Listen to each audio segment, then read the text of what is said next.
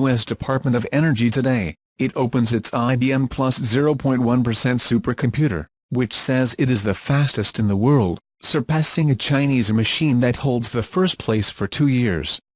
A computer from the United States last held the first position more than 6 years ago.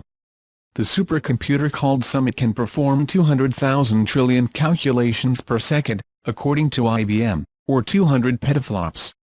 It is 8 times more powerful than the Titan supercomputer of CRAY plus 1.3% and almost twice as fast as the maximum speed for the Chinese supercomputer Sunway TaihuLight. Summit is located at the Oak Ridge National Laboratory in Tennessee. The same location as Titan, incorporates Nvidia NVDA technology minus 0.6% and costs around $200 million.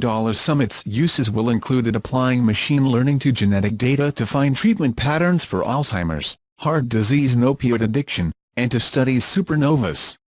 The next world ranking of the 500 fastest scientific computers occurs on June 25. Until November, China had 202 of the squares versus 143 for the United States.